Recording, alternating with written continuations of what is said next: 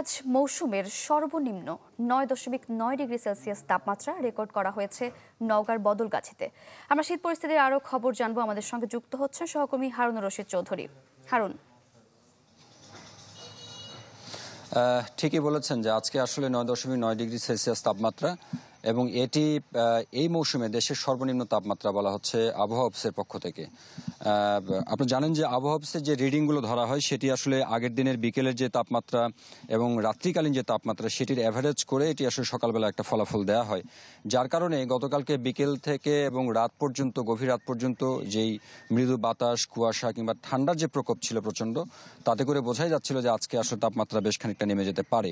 তবে এই মুহূর্তটাতে সকাল থেকে প্রায় দেখা যাচ্ছে 7টা-8টার পরে রৌদ্রোজ্জ্বল আকাশ, ঝলমলে রোদ উঠেছে, মানুষজন বেশ স্বস্তি সহকারে বাইরে বেরোতে পেরেছে এবং কালকে বিকেল বা রাতের যেই নিম্নমুখী তাপমাত্রা সেটি আসলে এখন অনুভূত হচ্ছে না।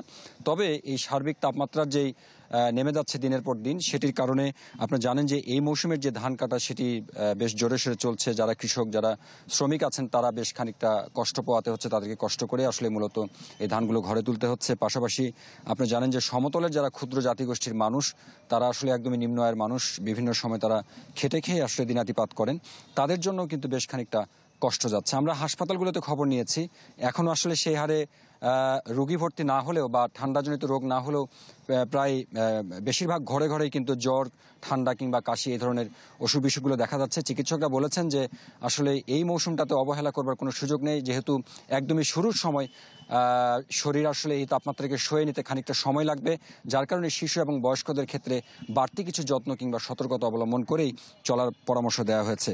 আবহাওয়া অফিস তথ্য দিয়েছে যে আগামী কয়েকদিনে আসলে অর্থাৎ এই মাসের 2-1 বার আসলে আরও বেশি তাপমাত্রা নেমে যেতে পারে বলে এখানকার বদলগাছি যে তাপমাত্রা আবহাওয়া অফিস আছে তারা আসলে আমাদেরকে জানিয়েছে। বছর শেষের খুশি নগদে হবে বেশি। নগদ পেমেন্টে নির্দিষ্ট ক্যাটাগরির কেনাকাটায় 300 টাকা পর্যন্ত ক্যাশব্যাক।